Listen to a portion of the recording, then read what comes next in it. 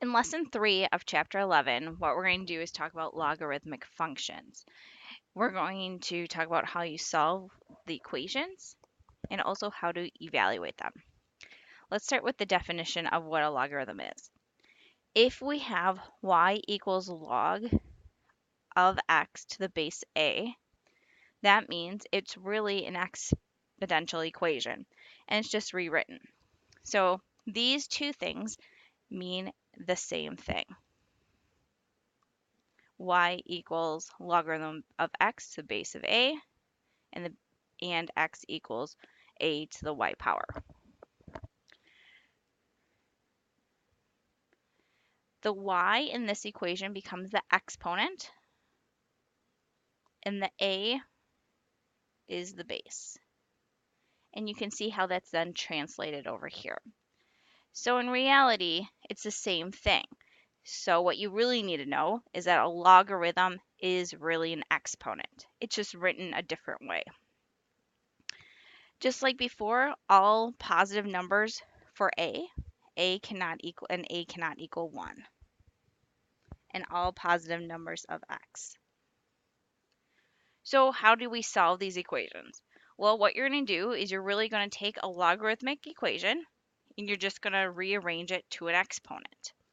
The main thing that you kind of take away from this section is that you really get comfortable with changing logarithms to exponents, and you can also change an exponent to a logarithm, and we'll get to that in a little bit.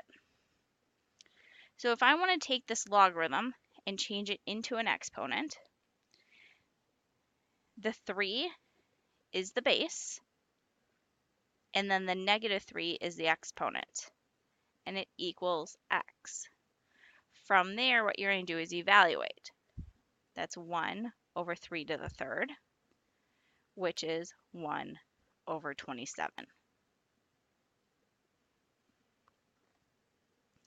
You're going to do the same thing when you look at number 2, except it's just written a little bit more complicated. The base in this case isn't an integer, it's a fraction. The base is 1/3. It is then raised to the second power, and that equals 2x plus 5. And then again from there, it's just about evaluating and solving. This becomes 1/9.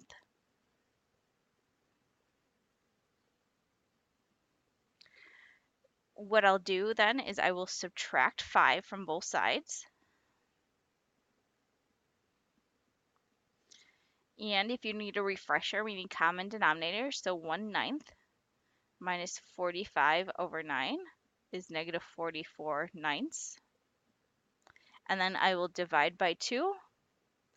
Remember, dividing by 2 is like multiplying by the reciprocal. So you end up getting x equals negative 22 ninths.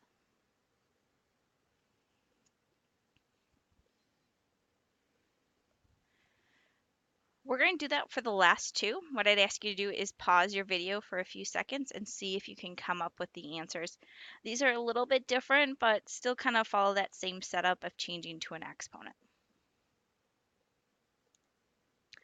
For number 4, you start with the setup x to the 4th equals 5. And then to get rid of the exponent, you're going to take the 4th root. So x equals the 4th root of 5. For number 4, we set it up as an exponent again. You're going to get 36 to the x power equals the 4th root of 6. Then this becomes very similar to the setups that we did in the last section. I'm going to change the bases.